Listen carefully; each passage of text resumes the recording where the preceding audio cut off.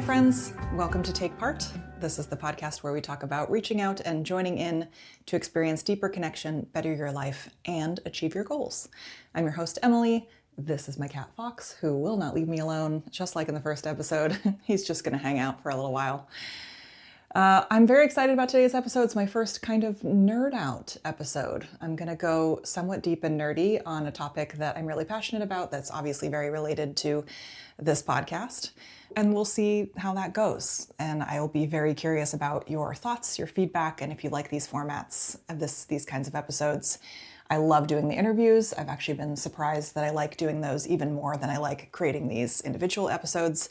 But I think these individual episodes are one of the reasons that I decided to do the podcast, because I love doing research for this kind of thing. And I have a lot of opinions about how these things come together. So we'll welcome your thoughts and comments as we go along. Just as I have done in one or two of the previous episodes, I'm going to start this episode by saying it's really important to me as I do this podcast that I acknowledge nuance and I acknowledge differences of opinions, and I acknowledge that these issues that we're talking about are incredibly complex and come from a long history of what's caused this and what kinds of things are at play. And in the spirit of that, I will absolutely miss some things. I am happy for you to acknowledge the things that I have missed respectfully and constructively in the comments.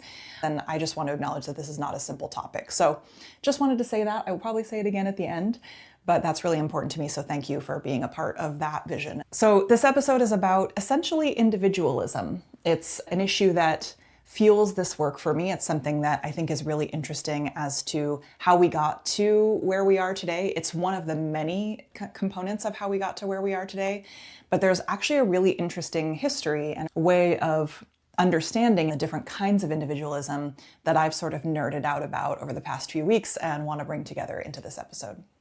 I also think this is really important in our society right now. I think a lot of the things that I will bring up are big contributors to why we're so divided. I'm recording this in October of 2025. I think that's really important to acknowledge the context of kind of what individualism means to us today. This will continue to be relevant, but just want to acknowledge that moment of history that we're in today as well. Okay, let's dive in. So I think the crux of this episode is the concept of individualism has a lot of different flavors, and it can be interpreted in a lot of different ways, and it's actually been used as a selling point for a lot of different interest groups, philosophies, political parties, these kinds of things. And we're going to talk about a couple of those and how they intersect in kind of interesting ways. So I want to start with perhaps the most well-known origin of the term individualism paired with the word rugged. So rugged individualism, you've probably heard that term. It's a very American term. It was first used in a speech by Herbert Hoover in 1928, just as he was being elected into the presidency. And this was just after World War I, when the government had stood up all these various programs for relief and economic powers to sort of counter the impacts of the war. He was arguing that government needs to shrink back down to the size that it was pre-war, and that relief undermined the character of individuals by making them sort of reliant on those programs, right? This is a narrative that continues today. In his language, he argued that Americans need to reclaim their fundamentally American characteristics of individualism and self-reliance. I'm going to read a quote because I think this quote encapsulates a lot of what he's trying to get to in the speech. When the war closed, the most vital of issues both in our own country and around the world was whether government should continue their wartime ownership and operation of many instruments of production and distribution. We were challenged with a choice between the American system of rugged individualism and a European philosophy of diametrically opposed doctrines of paternalism and state socialism. The acceptance of these ideas would have meant the destruction of self-government through centralization and the undermining of the individual initiative and enterprise through which our people have grown to unparalleled greatness, unquote. So first of all, I think it's so interesting how presidents used to talk. How presidents talked in 1928. That language is feels so foreign to me. But second of all, that last bit especially about the individual initiative and enterprise through which our people have grown to unparalleled greatness, right? So it's very strong language about how our individualism is our fundamental Americanism. Later on, he says another quote that's interesting where continued government interference would, quote, impair the very basis of liberty and freedom. So again, very strong language. So moving on from Hoover, I think this is really interesting. Take out the word rugged and think about individualism and self-reliance. This wasn't a fundamentally Republican or even political philosophy. Prior to this, one of the groups that also claimed this ideology was the Transcendentalists in the late 1800s, mid to late 1800s. They were known for their love of nature, for their development of intuition. They wanted to transcend the confines of rationality and of corrupt society. Some examples of Transcendentalists: Henry David Thoreau. He was well known, his journey into the woods to kind of rediscover himself and create a natural version of spirituality resulted in his book Walden, who many consider to be a masterpiece, myself included. Ralph Waldo Emerson was also another famous transcendentalist. His reputation was centered more around his philosophies and also his work as a lecturer. He's also the origin of one of my favorite quotes ever, which pokes a little bit at societal conformity. "A foolish consistency is the hobgoblin of little minds, adored by the little statesmen and philosophers and divines." I just think that, it's been used in so many different places, but I love that hobgoblin of little minds so much. He was also the originator of one of the big transcendentalist ideas that I'll talk about in a second, which is self-reliance. Another famous transcendentalist was Margaret Fuller, who brought together the feminist and the transcendentalist movements and brought women's issues into the vernacular and conversation that was being had around transcendentalism. She also published papers advocating for women seeking employment, which was obviously very subversive for the time. So in all, transcendentalists believed a few things. One, that humans were fundamentally good and that they were being diluted and confused and corrupted by the modern material world and the conformity to arbitrary societal standards. They were staunch abolitionists. They believed in civil disobedience and women's rights, and they were very active in these causes. So all of this was a pretty far cry from the Republican ideologies of the time and of today, with one important commonality.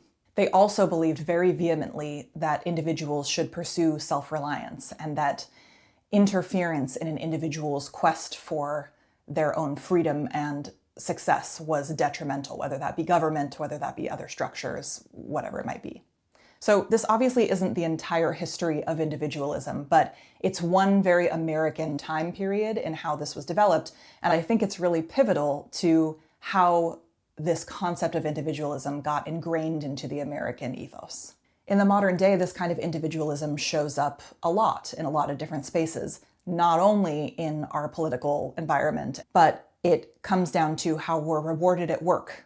What we are hoping to display on social media are individualistic quests for success, what we want to show we're achieving and overcoming as individuals, and that we don't need help or that it's very bad to ask for help. And of course, I want to acknowledge it can be really inspiring to see what someone else has achieved and to see that as aspirational and see all the different things that person has overcome.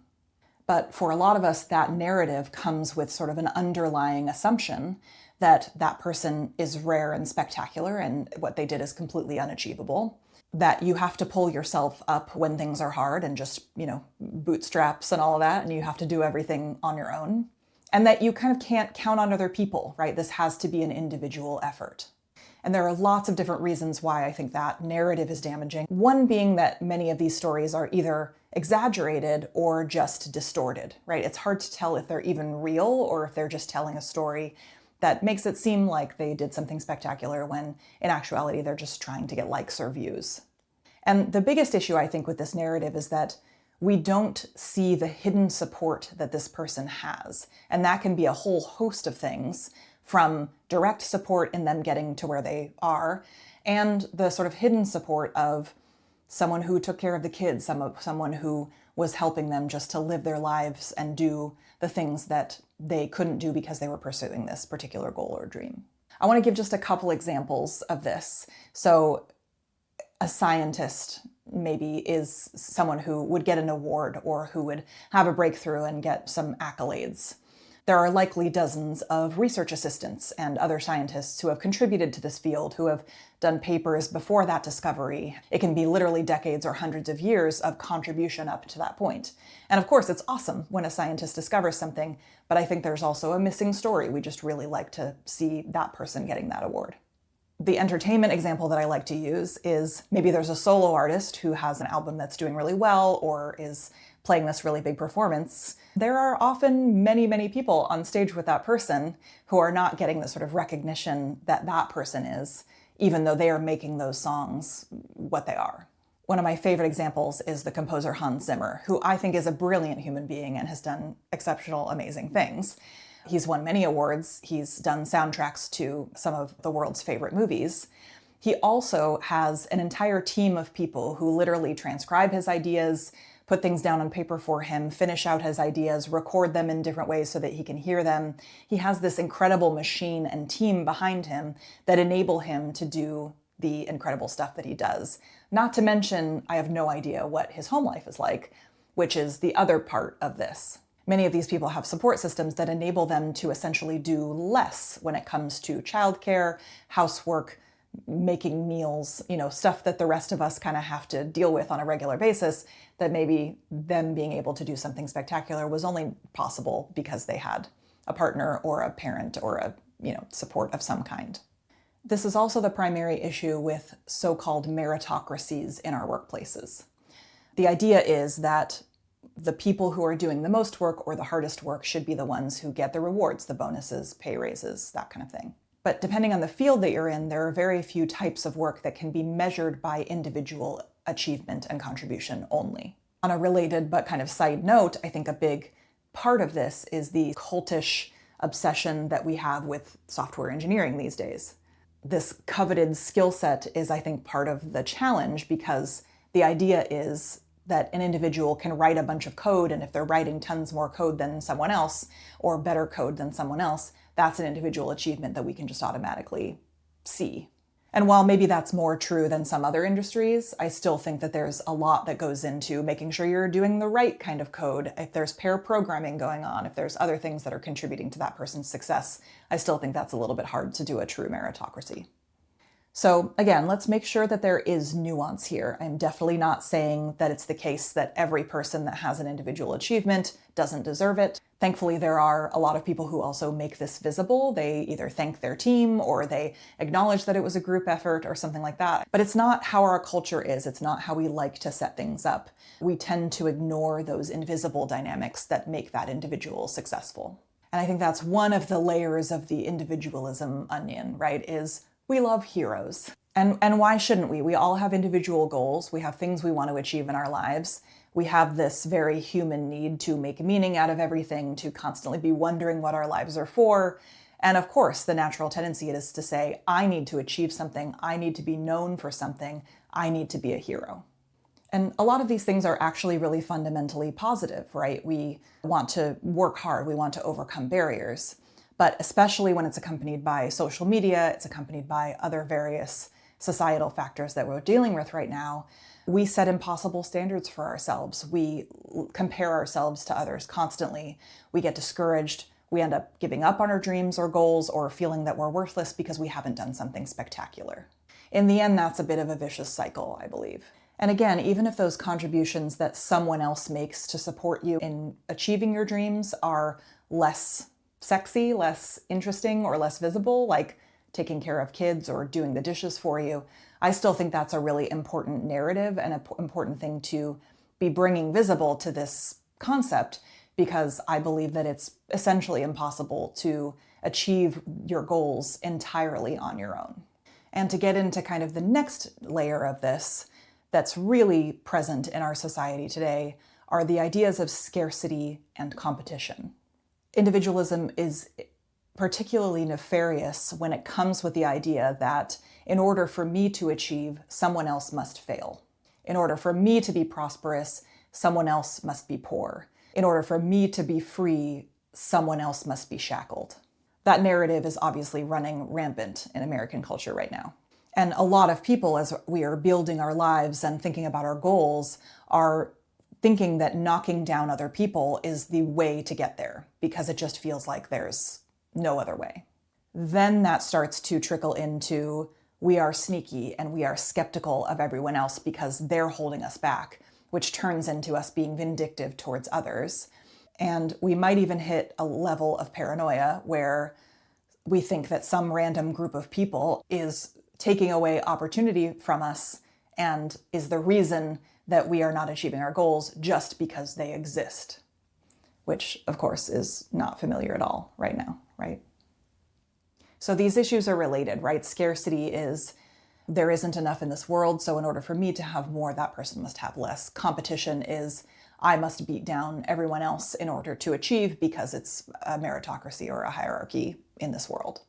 And there are obviously spectrums to this behavior, but we know now from studies that this can lead to pretty heavy mental health issues. There are a few studies in the last couple of years that I'll reference. So in 2018, in the Journal of Qualitative Psychology, they determined that indulging in one type of scarcity, like feeling financially insecure, can lead to other types of scarcity, like mental scarcity, which is the idea that we just don't have the mental and emotional capacity to deal with and support ourselves through things that come up in our lives. Related but a different angle, in 2021, there was a study in Frontiers in Human Neuroscience where they basically determined that those who are in a scarcity mindset can get so focused on needing to get out of their scarce conditions that they then neglect their mental health. They neglect everything else about their lives. On the flip side, there is a lot of research that if someone has an abundance mindset and is able to think about the positives, think about the fact that there is plenty to go around, that actually leads to better mental health outcomes.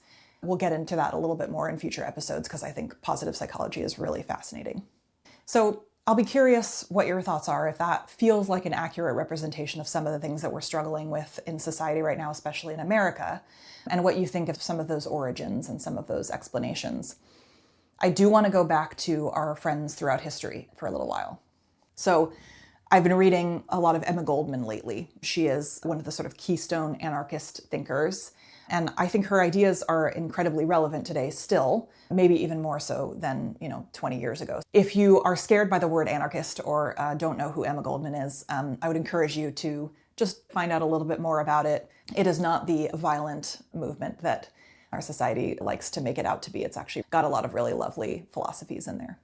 So fascinatingly, and why I'm bringing it up, one of the main things that the anarchists were arguing for was individualism, or more specifically, individual liberty and autonomy. Their perspective was the state or the government interferes in many ways with our ability to become who we really are as individuals and be fully actualized as ourselves. If we were allowed to fully develop into who we are, we could then decide where to focus our time and energy, decide how to develop ourselves, and decide where to contribute to society. And here's where it gets interesting and differs a little bit from the other ideas of individualism that we've talked about.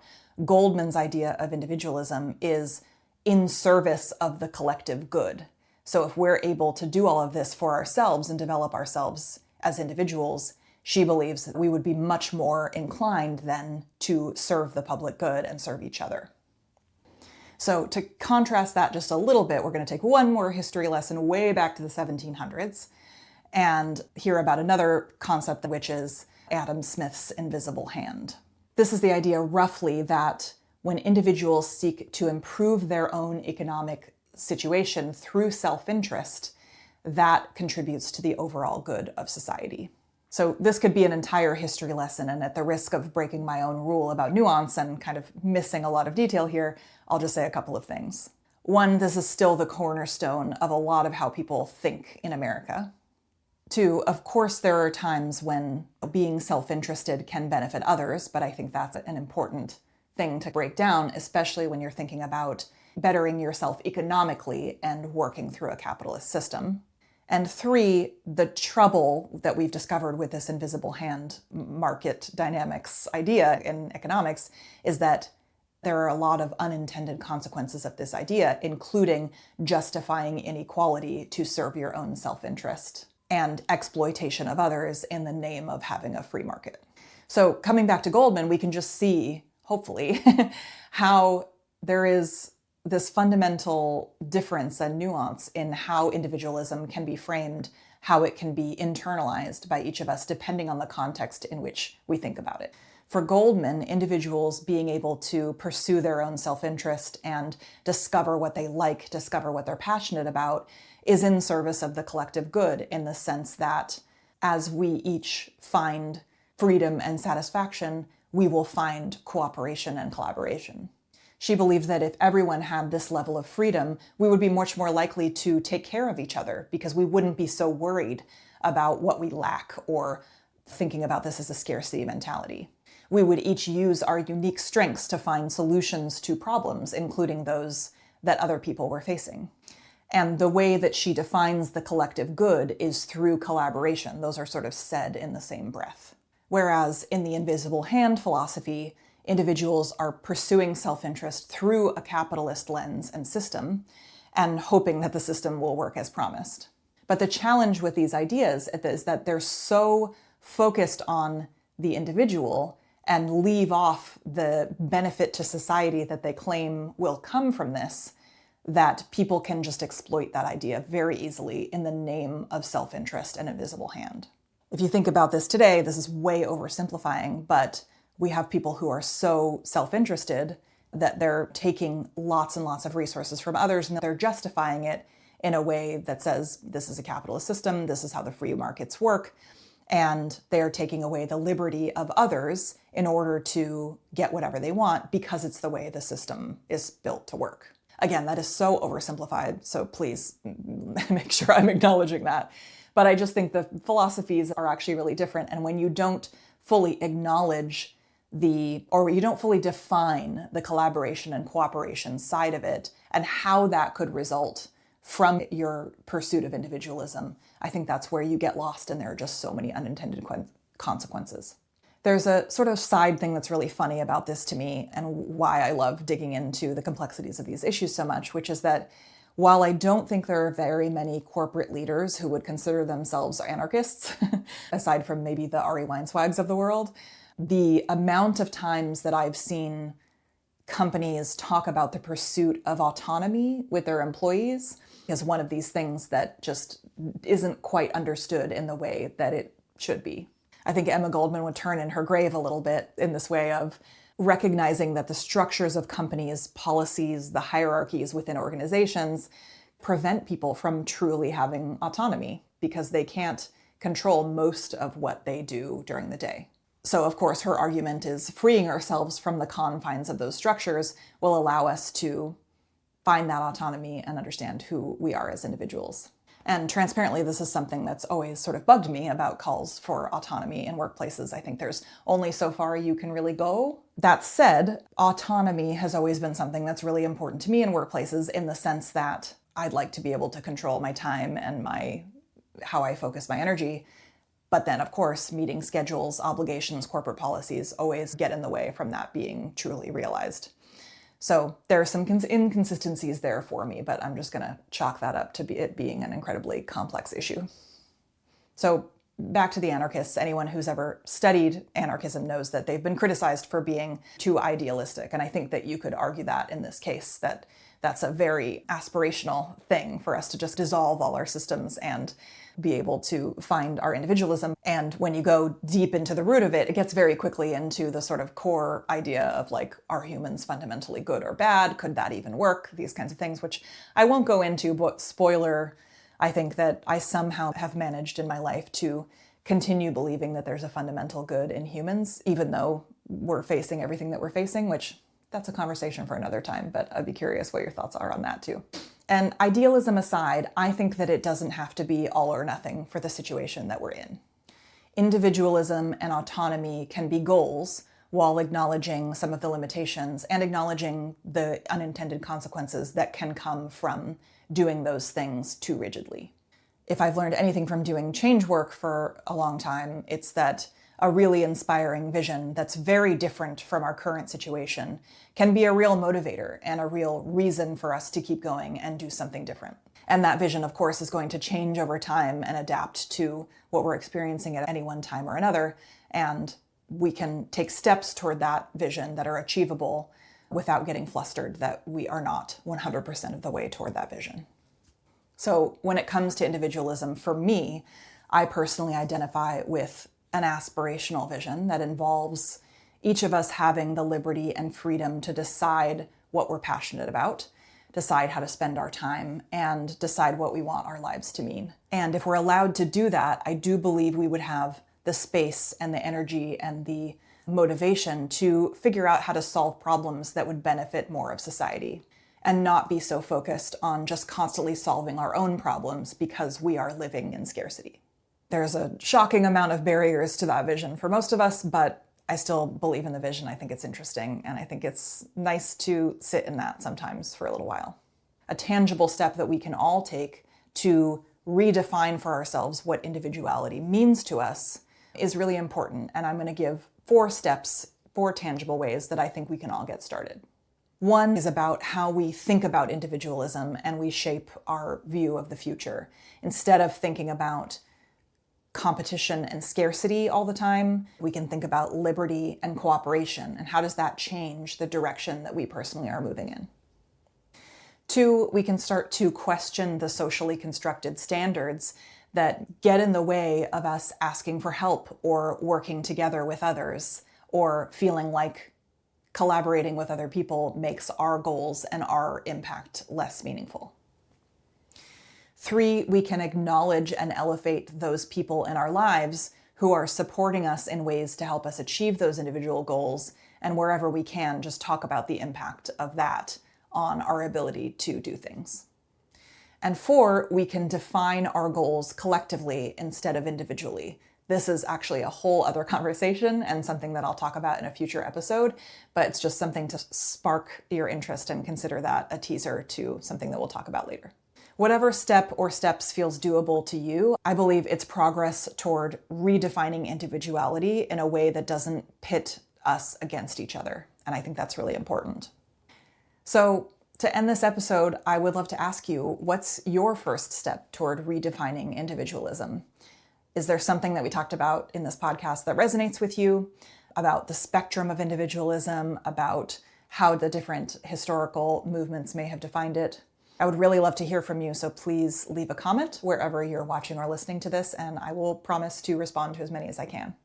And as this is my first deep dive episode, I will finish by reiterating what I said at the very beginning of the podcast, maybe a little bit more articulately, which is that just as humans are complex, the topics that we're discussing are really complex, and I love complexity. I think complexity is a beautiful thing. But we also love a soundbite in this modern world, and I prefer, as much as possible, to give careful consideration and nuance to every topic that we are digging into. But I'm a human, and I miss things, and I say things that are silly. And not to mention, this is my interpretation, and a lot of it is my opinion. So if I missed something, which I absolutely did, or you want to disagree with me, please do so in the comments. I appreciate respectful, constructive comments. That's it for today's episode. Thanks so much for being here. We'll see you next time.